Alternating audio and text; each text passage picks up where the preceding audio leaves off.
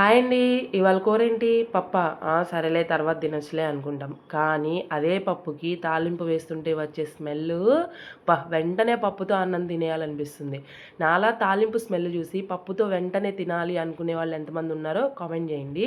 So మాదైతే పప్పు. ఈ పప్పు ఒక్కటే తింటామా? దాంట్లోకి ఫ్రై ఏదో ఒకటి ఉండాలి కదా! నేనైతే బెండకాయ ఫ్రై చేసేసాను. దీనితో పాటు ఒక పచ్చడి అయితే చేశాను. రీసెంట్‌గా మా వారికి చిన్న హెల్త్ ఇష్యూస్ అయితే వచ్చాయి. వాటికి మెడిసిన్స్ యూజ్ చేయటం వల్ల నోరంతా చప్పగా ఉంది. నోటికి టేస్ట్‌గా ఏదో ఒకటి తినాలని ఉంది అన్నారు. ఇలా నోటికి టేస్ట్‌గా తినాలని ఏయి పడితే అయి తినే కదా హెల్త్ ఇష్యూస్ తెచ్చుకున్నామంటే, అబ్బా! బయటియి ఏం వద్దులే గానీ ఇంట్లో ఏదో ఒకటి చెయ్యి అన్నారు. మా వారికి ఎప్పుడన్నా ఫీవర్ వచ్చినప్పుడు, నోరు బాలేనప్పుడు ఫస్ట్ ప్రిఫర్ చేసేది మంటగా ఈ పచ్చడే. ఎందుకంటే ఈ పచ్చడి మా మామయ్య గారు బాగా చేసేవారంట. నేను ఇంతకుముందు 2, 3 టైమ్స్ చేశాను. కానీ మా వారు దీన్ని మా నాన్న చేసిన టేస్ట్ అయితే రాలేదు. ఆయనలాగా ఎవరు చేయలేరు అంటాడు. ఎలా చేస్తామండి?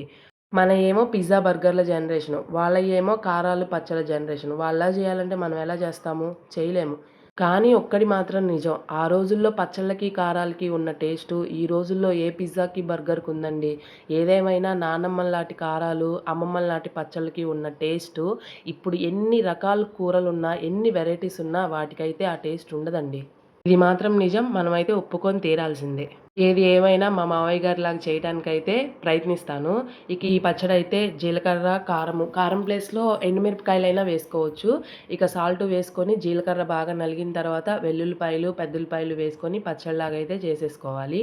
ఈ పచ్చడి వేడి వేడి అన్నంలో కొంచెం నెయ్యేసుకొని, ఈ పచ్చడేసుకొని తింటే చాలా బావుంటుంది. అలాగే ఈ పచ్చడికి తాలింపు వేస్తే ఇంకా బావుంటుంది.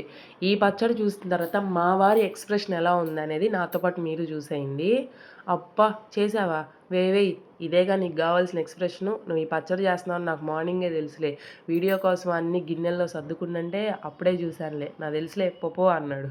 ఏం చేస్తాం? మా వారు నా కష్టం గుర్తించకపోయినా మీరైనా గుర్తించి ఒక లైక్ చేసి సబ్స్క్రైబ్ అయితే చేయండి. Thank you.